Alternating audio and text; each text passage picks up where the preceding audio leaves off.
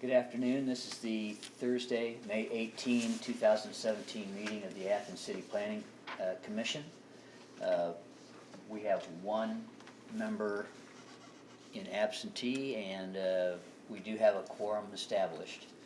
There is no one in our live audience to address the commission, so we'll move past the administration of the oath. Disposition of minutes.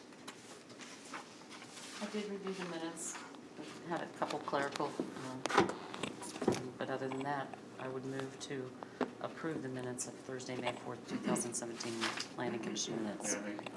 Oh, yes, Mr. Lowe. Just to clarify on the Madison Heights discussion, Jim Bloom, diversified. Halfway through the last page of that, says Paul Logue. That sentence, the very last thing in there where it says process is identical. Just to clarify, I think it's more or less identical, it may not be precisely identical verbatim. I move for approval of the minutes with that amendment. A second? Second. All in favor? I'm going to sit out this vote. I'll also abstain Okay, Oops. because I wasn't present. okay. We'll have to move it to next. So we're going to table that? Yeah. Okay. Cases today. Amended case number 17-11, Title 21, lot split, 46 Canterbury Drive, Wanda Cash. Mr. Surroy? I do believe the Safety Service Director has some comments on that. I do. I apologize. When we did our motion to recommend this to City Council for the lot split, we identified 3 conditions.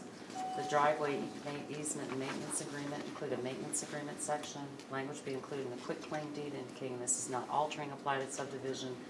And 3, that confirmation be obtained from the law director that this is not a replat of a platted subdivision. I failed to include the city staff recommendations that you have another copy in front of you. So I would like to move and add the conditions that were outlined in the March 21st, 2017 review by Director Rick Soroyce and City Engineer Andy Stone. Now, number 2, if the variance is granted, the current address of 46 Canterbury Drive will need to change to 48 Canterbury Drive, and the new lot will have the address of 46 Canterbury Drive. And 3, on this 3, any construction to access Canterbury Drive should be completed without disrupting the adjacent property street access or include reconstruction to support it. So prior to us sending the recommendation on to City Council, I am asking for a modification of the recommendation.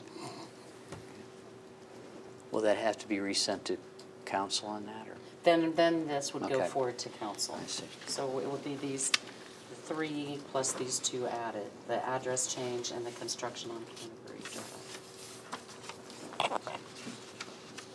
Any questions, comments? Okay. Did someone want to make a motion? I would move to A second. adopt the amendment. Okay. I'll abstain on this, so. Okay. Oh, I think I We can. didn't discuss it, Yeah. apparently. Oh, okay. Did you have any questions or comments on it? No, I mean, we Oh. didn't discuss those, This, okay. so I don't see why you'd have to abstain. Okay. But I was, Correct, we didn't include these staff recommendations in the previous motions. The amendment is to include them now. I know, and we didn't discuss them, so he should not have to Okay. Abstain, I see what you're abstain. saying. Okay, it's been seconded. All in favor? Aye. So this will be unanimous. Case number 17-12, the title 43 Wireless Telecommunications 20A Monticello Drive, AT&T modification. Mr. Surroy? Yes, good afternoon all. This is a Title 40 Wireless Communications Review for 20A Monticello Drive in Athens. The project description is the AT&T modification on an existing tower.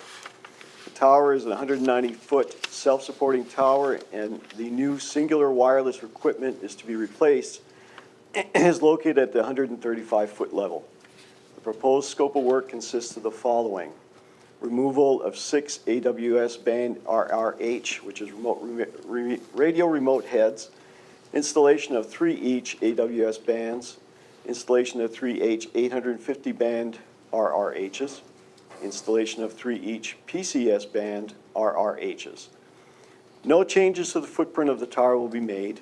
Note, the actual intended transmission power stated is 40 watts for these antennas, because I know it was mentioned before that concerning the radius, that the emission radius of the antennas, so I thought I'd throw that in there. The application is similar to Verizon's modification request on the same tower from March 24, 2017, which was approved.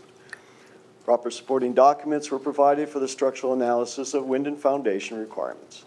After review of the documents, it was determined that they met with code requirements under Title 43.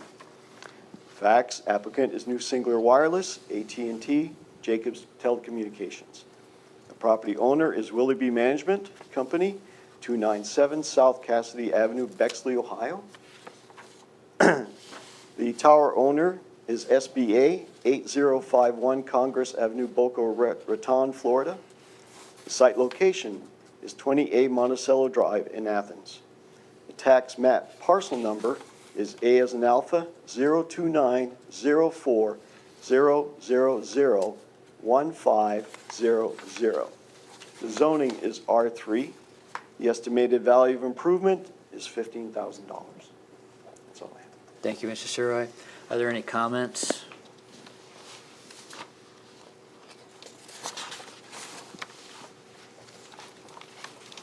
Just that in our discussion about cell towers, I wonder if there's a way we can get the radius served versus, I don't know if that's for an engineer that works in wireless telecommunications. Radius, you mean the area of the service? Yes, how, the Coverage, reach. the area coverage. That's the word. Okay. I don't mean just for this one, but, you know, If you, okay. Yeah, for- Yes, yes. talked about an inventory. Okay, I can probably access that online and get it for you. thank you. Okay.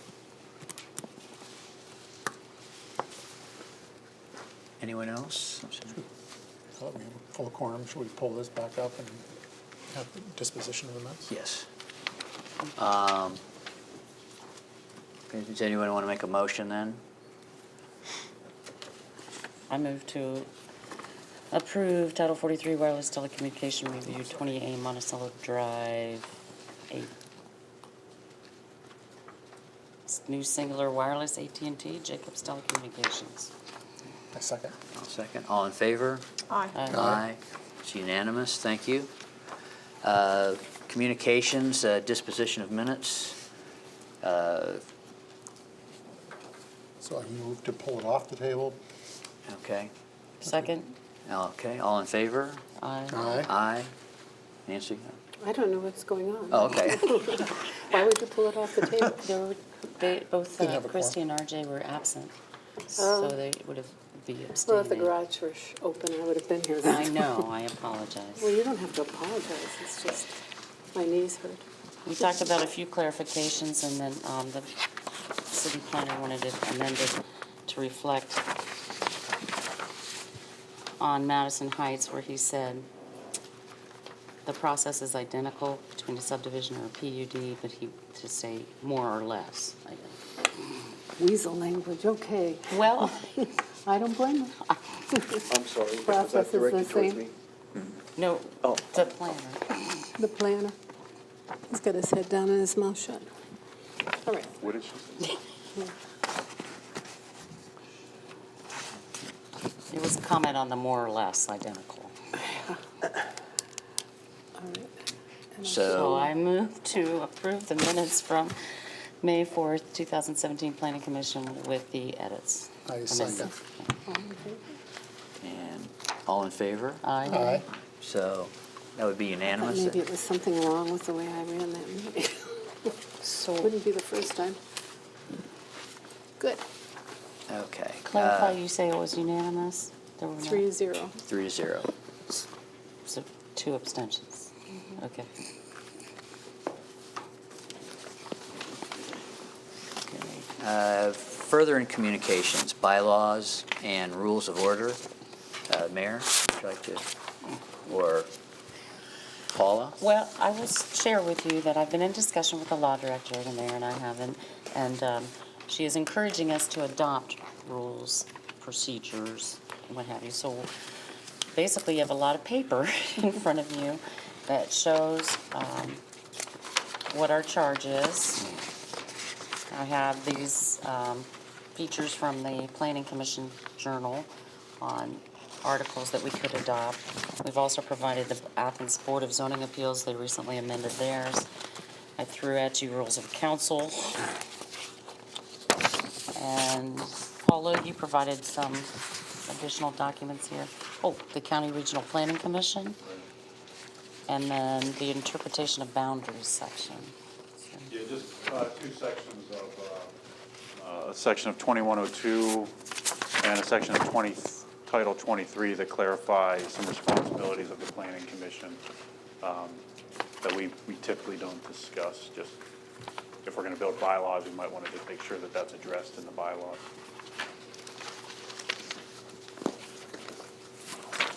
There may be a few others like this in city code that I'm not even aware of too, other land development or other sections as well.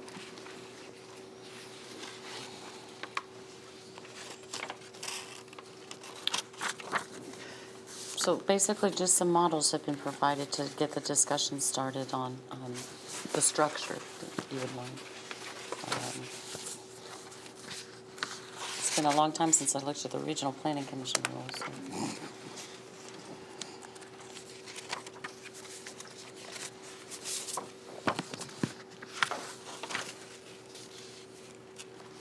You know, among other things, I think one of the important items in here is what is, I know this is a compilation of other pieces of legislation or rules, is Rule 14 that's on here. Yes, we discussed having a section about public comment and public speaks.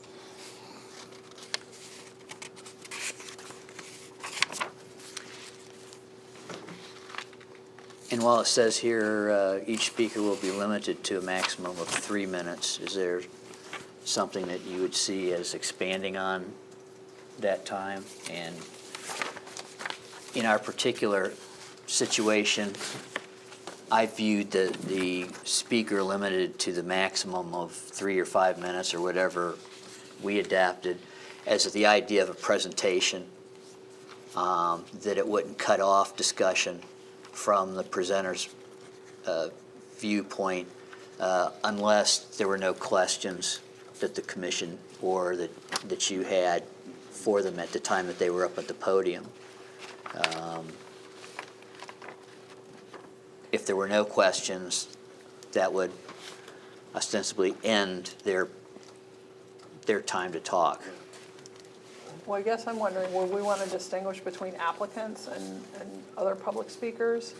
So obviously, if somebody's actually bringing a case to us, they're probably going to need more time to speak and to address any questions than we have. Whereas if it's just like kind of public commentary. Right.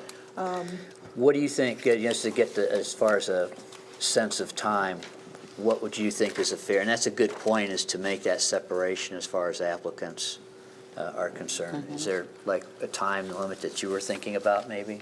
I don't know. I mean, I think it might be good to kind of talk through, because obviously some things are fairly simple and other things are much more complex. So if you've got people coming in with complicated plans that involve variances and things like that, that's going to take a little bit more time to work through. I think with applicants, we can maybe distinguish between an initial presentation period and then have the Q&A kind of run. As long as we need. Yeah, as long as we need to. And, you know, if we need to incorporate limits on response time to an individual question, we can maybe do that. But I don't, you know, I mean, I think. Because I think it would also be good to, with this, to reduce redundancy a little bit more. And be able to focus in on the point there. Yeah, yeah. So I guess I'm thinking, maybe for the initial presentation, something like 5 minutes, and then a 3-minute cap on responses. And then maybe do the 3 minutes for people who are not actually applicants who want to address the commission. I was thinking in terms of the 5 minutes sounds good. I was thinking though in terms of maybe response time maybe being a little bit more open-ended than the 3 minutes, because you might get into some situations where, Yeah. again, what you're saying is some might need more than 3 minutes. Right, yeah, So that would, I guess, be up to us to really kind of determine if someone has really kind of, if we wanted to use a 3-minute response and with the idea that we can still expand or, right. So maybe if there are follow-up questions that come up, that starts the clock again, or Right. something like that. Or even if it's a situation where we want to say, we just want to leave the response period open-ended, so that, I wouldn't have a problem necessarily with that if you, Yeah, I think my preference would be to leave the response time as open-ended, because I think most people who come in here are pretty brief in terms of what they need. We run across occasional people that stretch that, and I guess that would, again, be up to us then to find the time to sort of curtail their response down there. Mr. Seroy? They do have two opportunities. Remember, now they do a communications.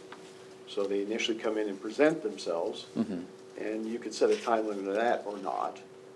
But then when they come back, they're pretty much having to dispute or argue their case or whatever, present it a little. Right. So I would allow a little more time there. I have been to other commission meetings and things like, other board meetings, and sometimes they limit it to 3 to 5 minutes, with the option of extending it depending on the severity of the case or what needs to be discussed. So you need to keep control on your end of the discussion, but incorporate that flexibility in there.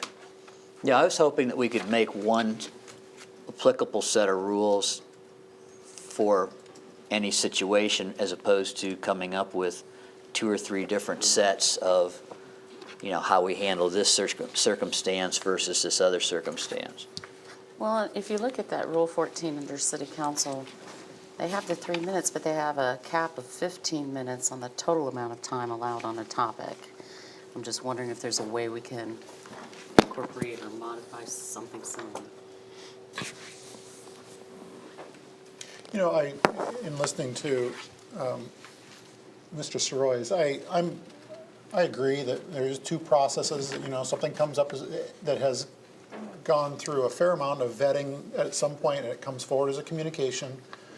And then after that, they come back 2 weeks later, or not, but come back typically 2 weeks later, and now they're a case. And in both those situations, I think there's time that does need to be granted in a lot of cases under that communication of what they're bringing forward. A good example, I guess, would be the conversation surrounding the cell tower communication that came forward. Mr. Horvath had his time, and we worked through, and we had our shared issues or concerns or whatever that came up with that.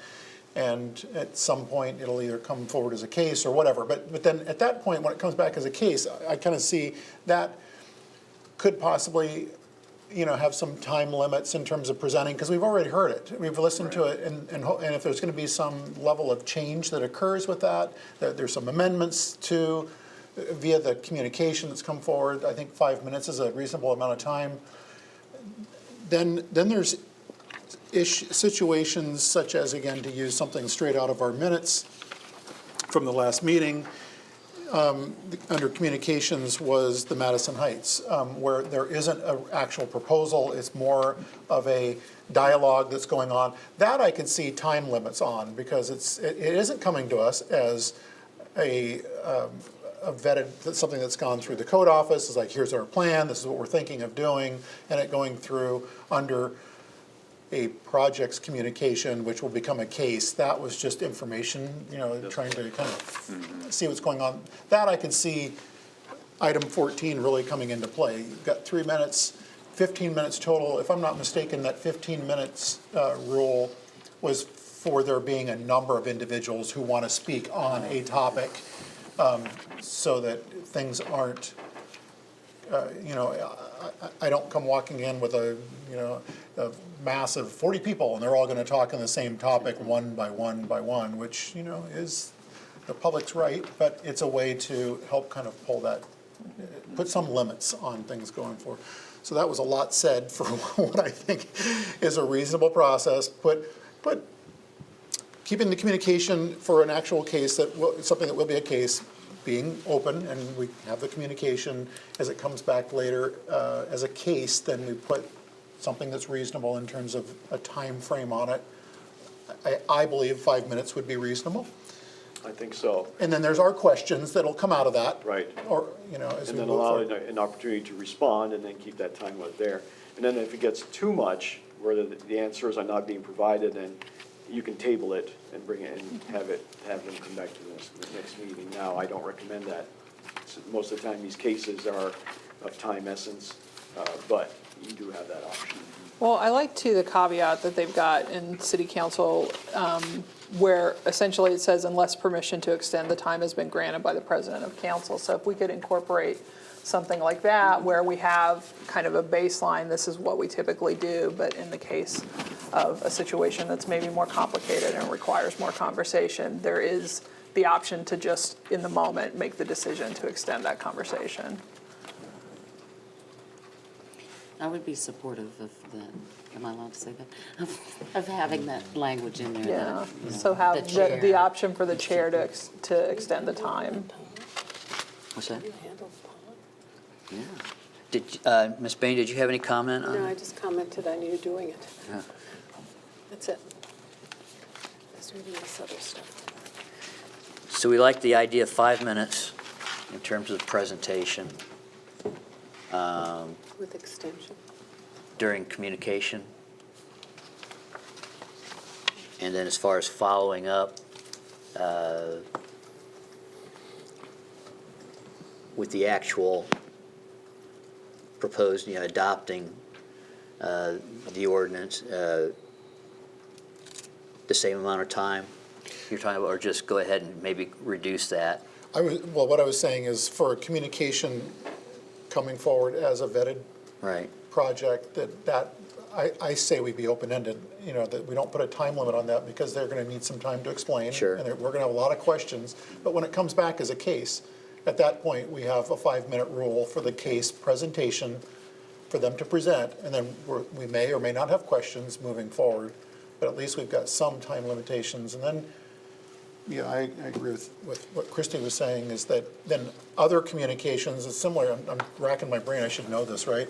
In terms of city council, when council meets, there's always at the very end, items not on the agenda that haven't been discussed. And that's kind of what we're talking about here, is that as someone coming forward with a case, or not a case, someone coming forward With an issue. seeking, yeah, thank you, informational, or with a project and kind of wanting to know what the sense of this body would be. So perhaps what we need is an addition to our agenda that would separate these communication, because we spent quite a bit of time with Sol Bloom Wentworth, because there was a lot to discuss.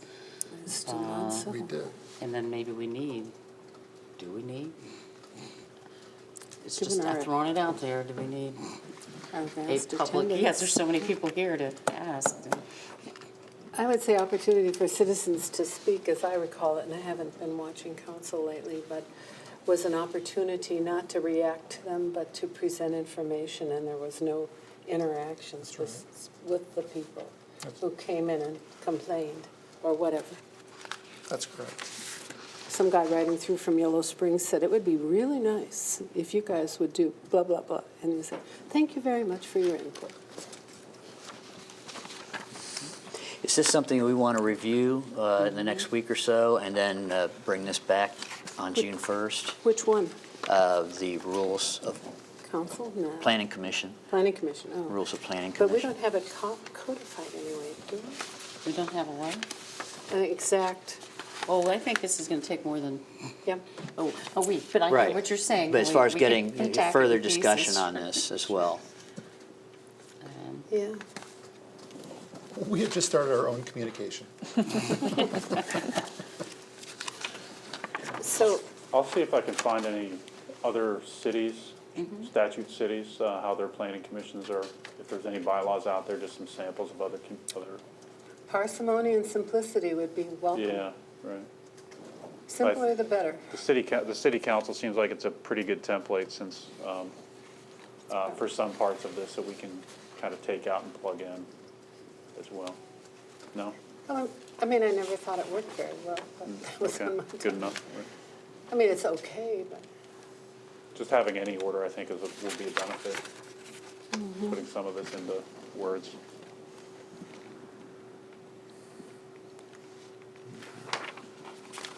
Any other comments at this time? Okay, thank you very much. Moving on to a report from the city planner, Mr. Loeb. I think just two things this afternoon. Tomorrow I'll be in Columbus attending a one-day workshop for the Central Ohio Planning and Zoning Workshop. It's an annual event. If there's anything of note to the Planning Commission, I'll make sure to pass that forward. Just a brief update on the comprehensive plan process. I am wrapping up a summary document of the identified process that I kind of ran through on the PowerPoint, but I wanted to really flesh out all of those ideas and so that people have a better understanding of how it's going to move forward. Just having a tough time finding the block of time really needed to put it all together, but I think I'll have it done within midweek next week. And that's all. Okay, any questions, comments for Mr. Loeb? Paul, could you remind us, I think it's in September, when the APA Ohio is here?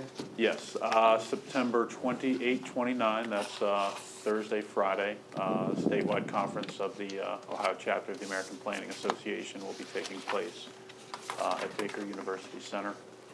There'll be more, registration has not been opened yet, but it is open to planners as well as planning commission members and citizen planners. So if anybody's interested, it's a short walk from home or from work or campus. Should be lots of good workshops. We're working through that right now to identify all the workshops. We will have some mobile workshops around town as well and some other events. Should be good. Anyone else? Thank you, Mr. Loeb. Mr. Surroy? Yes, I don't have very much to report, but I would like to reach out to the public and to address a situation we had just before I attended this meeting. If we could ask the public to not allow their animals on the rooftops. This animal managed to break through the screen in the window on the second story. And so we had to respond and get the dog warden and try to resolve that issue. The occupant was not there at the time. We tried to contact them, but we managed to, with the help of the dog warden, to put the dog back into the window and close that window. But it's very serious because people forget that the rooftops, the asphalt shingles get very hot during the summertime, and basically that dog could have been injured. So we responded and took care. So if the public could be more aware of what they do with their animals and where they leave them. Even though they're on the second story with an open window, they might puncture through the screen and get on the rooftop. Thank you. Okay, thank you. Any other questions or comments to Mr. Surroy? Again, there is no one in our live audience to address the commission, so we'll skip the opportunity for citizens to speak and announcements and other business. We have, the mayor and myself have a conflict. We'll be at the International Town Gown Conference on June 1st. I did not know whether or not we could, if planning commission members would entertain a special session of the planning commission next Thursday. Anticipating that At noon. Menards will come forward. I can contact them. I don't know what their flight schedule is, but yeah. That would be May First, no. May 25th. May 25th? Or, and if that's not available, other dates, I mean, June 8th would be, June 1st, yeah, June 8th. June 8th would be easier for me. I'm planning to be out of town next Thursday, but if it has to be that date and you can't get a quorum otherwise, I can try to rearrange my schedule. June 8 we're pushing would up work. against Memorial Day weekend, and we recognize that, so. Okay. I could do next Tuesday if that's something that the applicant could do, and no.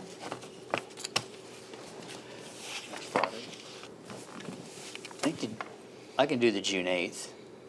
Okay. I don't know if Yeah, Mayor- I could do June 8th. I'm not sure. Nancy, I'm not sure. you're not sure, okay. I was here last week, but too long. I won't be here the first either, I don't think. Well, that would be no, you There's no couldn't even get a quorum on the quorum with first. three of us I gone thought you on wouldn't the trust the first. three of us to do it anyway, right? It's not the case at all. We might rewrite the rules. At this point, were you planning on presenting any, I was planning to present June 1st in Menard. okay. That was the plan. Is that something that they would obviously rather have done sooner than later, or? Most likely, but there's other situations that might depend on that, so maybe June 8th might be a A good date. better The date. 700 Can we, trees. can we lock it in, and if there Yeah, is a I'm change comfortable with needed, committing to Friday. June 8th. communicate via phone call, email, or? So essentially, the plan would be to cancel the June 1st meeting and meet June 8th. Move it to June Instead 8th. of that. So could we clarify that if they are not ready on the 2nd of June, then they can go on the 15th? I mean, because this last minute stuff could kill us, several of us. Okay? I mean, so over the weekend?